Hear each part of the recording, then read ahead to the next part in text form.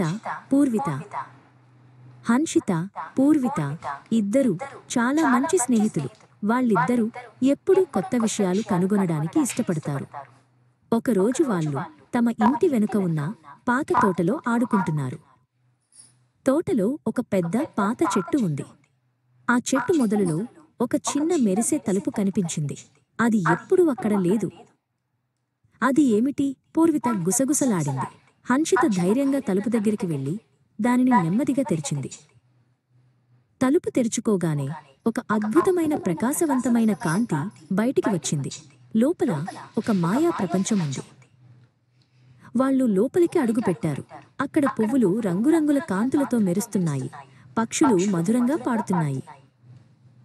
అప్పుడు వాళ్లకు ఒక చిన్న మెరిసే సీతాకోకచిలుక కనిపించింది.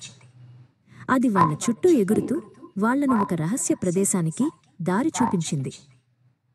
సీతాకోకచిలుక వాళ్లను ఒక మాయా సరస్సు దగ్గరికి తీసుకెళ్ళింది. ఆ సరస్సు నీళ్లు నక్షత్రాల్లా మెరుస్తున్నాయి. సరస్సు ఒడ్డున ఒక చిన్న మెరిసే రాయి ఉంది. ఆ రాయిని పట్టుకోగానే వాళ్లకు ఒక మధురమైన పాట వినిపించింది. ఆ పాట వాళ్లకు ఆ మాయా ప్రపంచం యొక్క రహస్యాలను చెప్పింది. అది స్నేహం, ధైర్యం గురించి ఒక పాట. సాయంత్రం అయ్యేసరికి హన్షిత, పూర్విత ఇంటికి తిరిగి వచ్చారు.